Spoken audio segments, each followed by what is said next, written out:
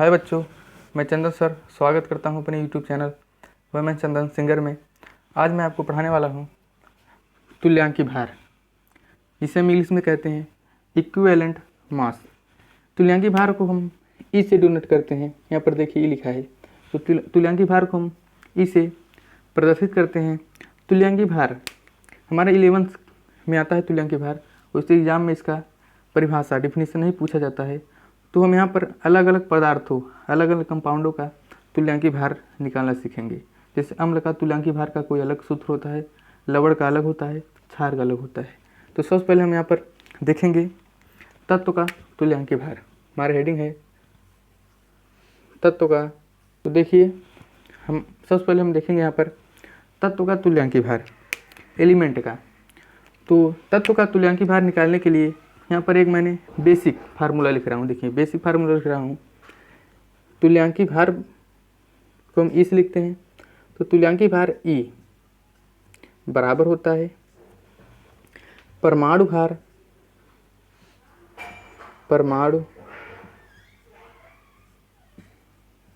भार बटे संयोजकता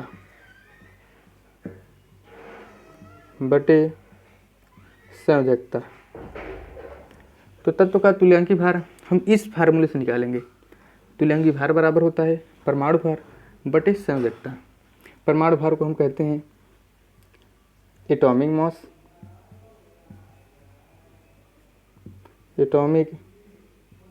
मास अपान संयोजकता को हम कहते हैं वैलेंसी। देखिए यहाँ पर तो हम यहाँ पर देखेंगे तत्व का तुल्यांकी भार। जैसे यहाँ पर देखिए मैं एग्जाम्पल लिख रहा हूँ। एग्जाम्पल में देखिए, एग्जाम्पल में जैसे सोडियम का तुल्यांकी भार, यानी सोडियम का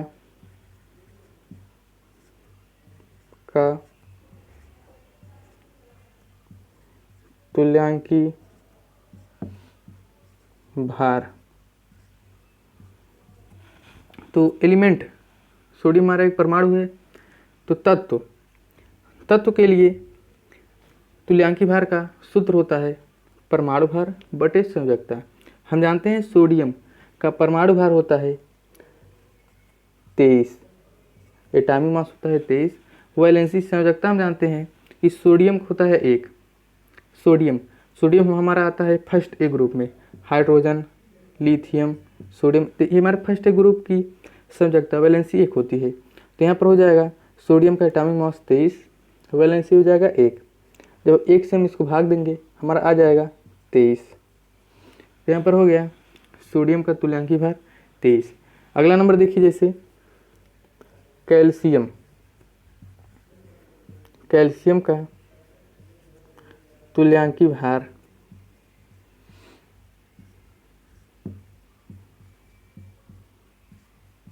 जैसे हमारा हो गया कैल्शियम का तुल्यांकी भार।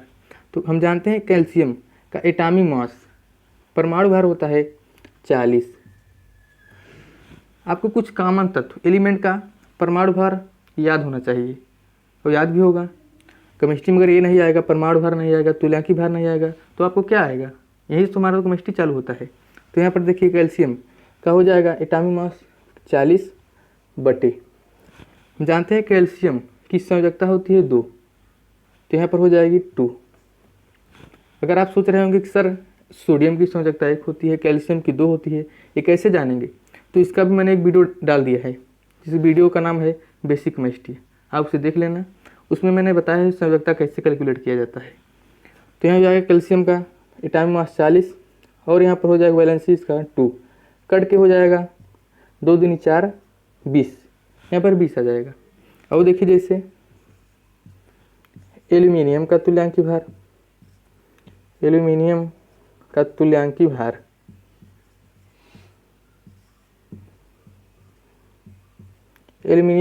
भार हम जानते हैं कि एल्यूमिनियम का एटॉमिक मास परमाणु भार होता है 27 बटे।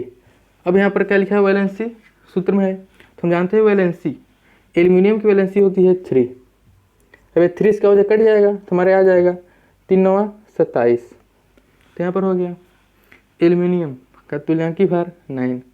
तो इस प्रकार मैंने सीख लिया तत्व का तुल्यांकी भार। सूत्र होता है तुल्यांकी भार बराबर परमाणु भार बटे संयोजकता।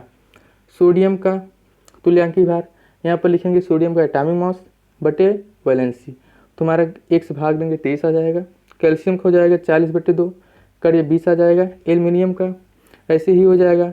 एल्युमिनियम का एटॉमिक मास 27 होता है, वैलेंसी 3, 3 9 27, तो आगे हम 9। तो सबसे पहले हम यहाँ पर क्या सीखें, तत्व का तुल्यांकी भार। ऐसे ही देखिए दूसरा नंबर में क्या, दूसरा हमारा हेडिंग है दूसरे नंबर में आयन का तुल्यांकी भार। आयन, ये हमारा तत्व का तुल्यांकी भार था, ये हमारा है आयन का तुल्यांकी भार। तो देखिए आयन के लिए तुल्यांकी भार का फार्मूला सूत्र क्या होता है। जैसे हमारा जानते हैं हम आयनिक, देखिए यहाँ पर आयन जैसे क्या होता है, जैसे अगर लिखा है कहीं पर Na+, तो ये हमारा आयन हो गया। लिखा है कहीं पर Cn-, ये आयन हो गया। O-2, ये आयन हो गया। आयन का अर्थ होता है किसी परमाणु पर कोई चार्ज हो, या तो पॉजिटिव हो या तो निगेटिव हो, तो उसे हम आयन कहते हैं। तो देखते हैं हम यहाँ पर आयन का तुल्यांकी भार। तो आयन का तुल्यांकी भार के लिए फार्मूला होता है तुल्यांकी भार E बराबर, यदि हमारा परमाणु है तो परमाणु भार हम लिखेंगे। देखिए यहाँ पर हम लिखेंगे एटॉमिक मास, जिसे हम हिंदी में कहते हैं परमाणु भार, या और देखिए लिख दे रहा हूँ एटॉमिक मास बटे आवेश।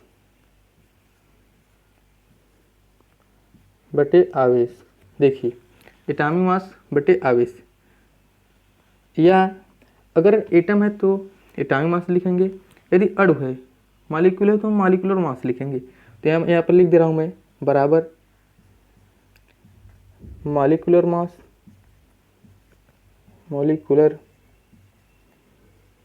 मास अपान आवेश, चार्ज,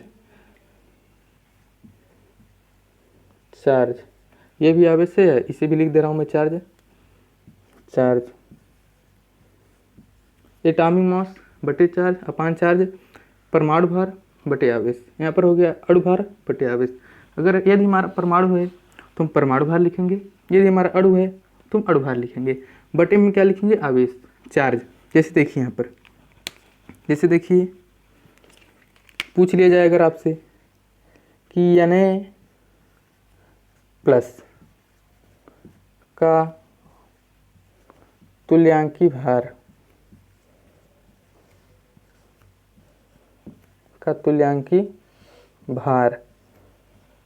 तुम जानते हैं Na एक परमाणु है हमारा, तो परमाणु है तो हम यहाँ पर लिखेंगे एटॉमिक मास। तुम जानते हैं यहाँ पर मैंने बताया कि सोडियम का परमाणु भार होता है 23, तो लिखेंगे यहाँ पर 23 अपान चार्ज, आवेश हमारा यहाँ पर है प्लस। अगर प्लस लिखा है तो यहाँ पर 1 माना जाता है, तो हमारा हो जाएगा +1। तो यहाँ पर मुझे बस वैल्यू लिखना है, आपको चिन्ह नहीं लिखना है। यहाँ पर हो जाएगा 23/1 बराबर हो जाएगा 23।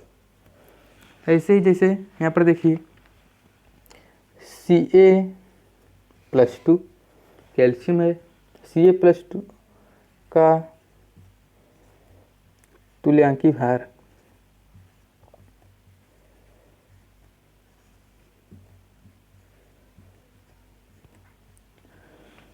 कैल्शियम का होता है एटॉमिक मास 40, तो यहाँ पर लिखेंगे 40 बटे आवेश हमारा यहाँ पर है +2। तो मैं यहाँ पॉजिटिव निगेटिव हमें साइन नहीं लिखना है, चिन्ह नहीं लिखना है, बस हमें वैल्यू लेना है। तो वैल्यू यहाँ पर है 2, तो लिखेंगे 2 बराबर क्या हो जाएगा 2 दूनी 4, तो माने यहाँ पर आ जाएगी 20 कटकर। ऐसे ही जैसे देखिए यहाँ पर अगर है हमारा SO4 अब -2, अब यहाँ पर देखिए ये हमारा लिखा है SO4 -2। यहाँ पर ये नहीं हमारा परमाणु था, एटम था, कैल्शियम भी एटम था। अगर हम देखें SO4 है, तो अगर SO4 हम देखें तो हमारा एक अणु है, इसमें 2 या 2 से अधिक परमाणु है, तो अणु है तो यहाँ पर लिखेंगे अणु भार, मॉलिक्यूलर मास। यहाँ पर लिख ले रहे हैं SO4 का तुल्यांकी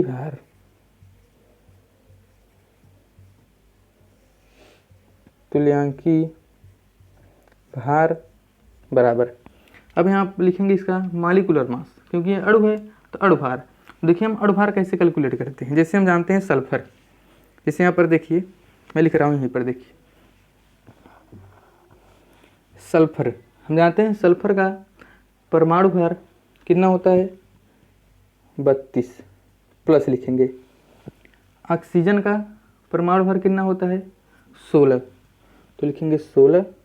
तो ऑक्सीजन यहाँ पर 4, वो 4 लिखा है तो ऑक्सीजन यहाँ पर 4 है, 4 थे ऑक्सीजन, तो 16 इंटू लिखेंगे 4, 4 तो जाएगा 32 प्लस 16 चौका 64, जोड़ देंगे हमारा कितना आ जाएगा 4 2 6 6 3 9, तो हमारा यहाँ पर आ गया SO4 का अणुभार कितना आ गया 96 बटे चार्ज आवेश, आवेश हमारा कितना है -2, तुम बस वैल्यू लेना है, बटे हो जाएगा 2 बराबर, ये कट जाएगा 2 चौक 8 2 8 16। तो इस प्रकार हमारा आयन का तुल्यांकी भार फार्मूला हो गया। तुल्यांकी भार बराबर होता है परमाणु भार या अणुभार बटे आवेश। जैसे सोडियम का तुल्यांकी भार देखिए, तो सोडियम मैंने यहाँ पर लिखा परमाणु भार बटे आवेश, यहाँ पर लिखा है +1, एक माना जाएगा, भाग देंगे 23 आ जाएगा। कैल्शियम का तुल्यांकी भार 40, पर यहाँ पर क्या हो गया परमाणु भार बटे आवेश, तो 40 बटे 2 बराबर 20। ऐसे ही SO4 -2 का तुल्यांकी भार, तो यहाँ पर लिखेंगे अणु, क्योंकि ये अणु है तो अणु भार बटे आवेश, तो अणु भार हमारा कितना आ जाएगा 96, आवेश यहाँ पर कितना है 2, तो कट कर आ जाएगा 48। तो आप इसे नोट कर लीजिए। तो देखिए यहाँ पर तीसरा नंबर हमारा है यहाँ पर लवण का तुल्यांकी भार। हमने सीख लिया कि तत्व का तुल्यांकी भार कैसे निकाला जाता है, आयन का तुल्यांकी भार कैसे निकाला जाता है। अब हम तीसरे नंबर में देखेंगे लवण का तुल्यांकी भार। देखिए लवण का तुल्यांकी भार के लिए हमारा फार्मूला होता है तुल्यांकी भार बराबर, जैसे हमारा लवण क्या होता है, जैसे अगर हम देखें NaCl, ये हमारा लवण होता है। हम जानते हैं Na पर प्लस का चिन्ह होता है, Cl पर माइनस का, अर्थात Na प्लस पॉजिटिव होता है, Cl निगेटिव होता है। अगर हम NaCl को जल में, अगर NaCl को हम जल में घोलते हैं तो हम जानते हैं Na प्लस में टूट जाता है और Cl माइनस में टूट जाता है, हमारा अलग हो जाता है। तो इसलिए हम यहाँ पर लिखते हैं NaCl का हम अणुभार नहीं लिखेंगे, हम लिखेंगे यहाँ पर अणुभार लिखा जाएगा, लेकिन हम लिखेंगे NaCl का सूत्रभार, क्योंकि सूत्र में जब सूत्र के रूप में NaCl जब सूत्र के रूप में होगा तभी इनका भार निकाला जा सकता है। अगर इसे हम जल में घोल देंगे तो एक पॉजिटिव हो जाएगा और एक निगेटिव अलग अलग हो जाएगा, तो इसलिए हम यहाँ पर अणुभार नहीं कहते हैं लवण के लिए। हम यहाँ पर लवण के लिए अणुभार का शब्द का उपयोग नहीं करते हैं, हम यहाँ पर उपयोग करते हैं सूत्रभार। तो यहाँ पर होता है लवण का तुल्यांकी भार बराबर सूत्रभार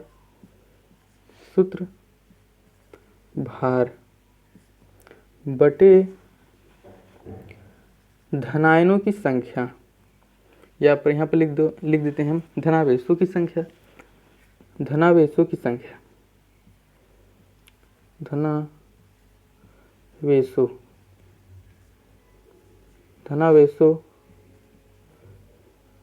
की संख्या,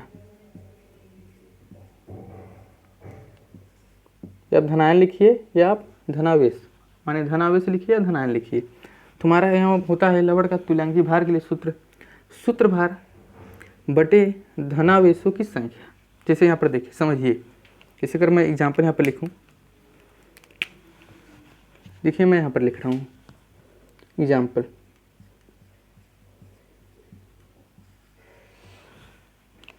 जैसे अगर मैं पूछूं कि NaCl का तुल्यांकी भार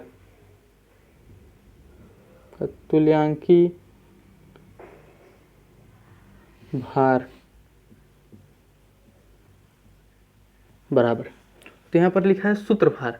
सूत्रभार का अर्थ होता है जिस NaCl का अणुभार निकाल दीजिए, उसी को हम कहते हैं सूत्रभार। तुम जानते हैं Na सोडियम का परमाणु भार कितना होता है 23 प्लस लिखेंगे। क्लोरीन का परमाणु भार कितना होता है 35 35 इतना होता है। इसे आप जोड़ दीजिए, यहाँ पर देखिए कितना आ जाएगा, यहाँ पर हो जाएगा 5 3, यहाँ पर ऐसे जोड़ा जाता है, देख लीजिए 23, यहाँ नीचे लिख दीजिए यहाँ पर 35.5, तो हो जाएगा 5.53 8 3 2 5, हो गया हमारा 58.5। तो यहाँ पर लिखेंगे हम 58.5 बटे, सूत्र में क्या लिखा है, धनावेशों की संख्या। यहाँ पर देखिए धनावेशों की संख्या, हम जानते हैं NaCl में Na के ऊपर प्लस होता है, उस Cl के ऊपर माइनस, +1 Na के ऊपर होता है, उस Cl के ऊपर -1 होता है। तो धनावेशों की संख्या कितना है, यहाँ पर 1 माना जाता है, तो 1 है, तो यहाँ पर हम लिखेंगे 1, और जब 1 का भाग देते हैं तो वही आता है, तो कितना हो गया 58.5, 58.5 आ गया।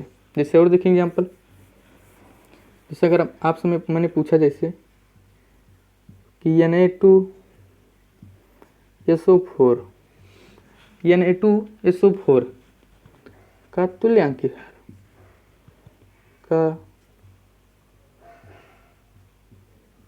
तुल्यांकी भार बराबर, अब यहाँ पर हम क्या लिखेंगे, इसका भार निकालेंगे, सूत्र भार निकालेंगे। तो सोडियम का कितना होता है 23, यहाँ पर 2 सोडियम है तो 2 का मल्टीप्लाई कर दीजिए, गुणा कर दीजिए, प्लस सल्फर का कितना होता है 32, प्लस ऑक्सीजन कितना होता है 16, 4 ऑक्सीजन है तो 4 से यहाँ पर गुणा कर दीजिए। ऐसे हमारा निकाला जाता है अणुभार, यही निकालने की हमारा यहाँ पर विधि है, अणुभार निकालने की विधि। तो हो जाएगा यहाँ पर 2 तिहाई 6, 2 दूनी 4, प्लस 32 प्लस 16 चौका 64, इसे जोड़ दीजिए, 6 4 कितना हो जाएगा यहाँ पर 10, 10 2 12, हासिल लगा 1, 6 3 कितना हो जाएगा, देखिए 6 3 9, 9 4 13, 13 वो हासिल कितना हो जाएगा यहाँ पर 14। तो आ गया हमारा इसका Na2SO4 का सूत्र भार 142 बटे धनावेशों की संख्या। हम जानते हैं सोडियम के ऊपर +1 होता है, तो 1 सोडियम के ऊपर 1 प्लस, यहाँ पर Na2 लिखा है तो 2 सोडियम के ऊपर 2 प्लस हो जाएगा, तो अपन लिखेंगे 2, तो काट दीजिए, इसे कट जाएगा 2 सते 14 और 2 1 का 2। तो हमारे यहाँ पर क्या आ गया Na2SO4 का तुल्यांकी भार बराबर 71 आ गया। और जैसे देखिए एग्जाम्पल और मैं लिख रहा हूँ, जैसे Na2CO3, देखिए Na2CO3 का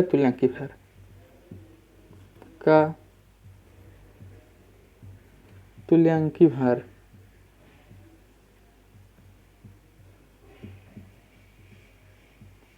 इक्वल बराबर क्या हो जाएगा, तो हम Na2CO3 का निकालेंगे सूत्र भार, अणुभार निकालेंगे, वैसे ही करेंगे। इसका कितना हो जाएगा 23 × 2 प्लस कार्बन का कितना होता है परमाणु भार, कार्बन का परमाणु भार होता है 12, प्लस ऑक्सीजन कितना होता है 16, 3 ऑक्सीजन है 16 × 3, कैलकुलेट कर दीजिए, 2 तिहाई 6, 2 दूनी 4, प्लस 12, 16 तिहाई कितना होता है हमारा 48, जोड़ दीजिए इसे, 8 2 10, 8 2 10 हो जाएगा, 10 6 16, हासिल लगा 1, 4 4 8 1 9, और वो हासिल कितना हो गया 10।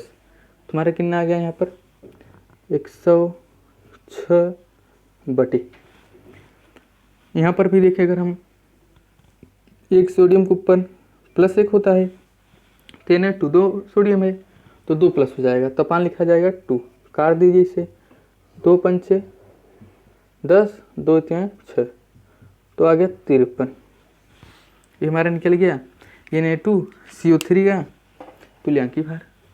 और देखिए जैसे एग्जाम्पल, जैसे मैं लिख रहा हूँ यहाँ पर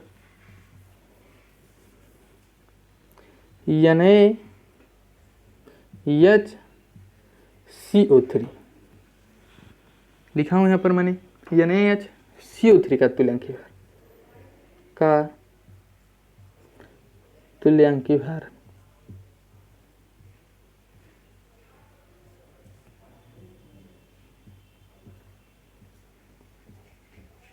इक्वल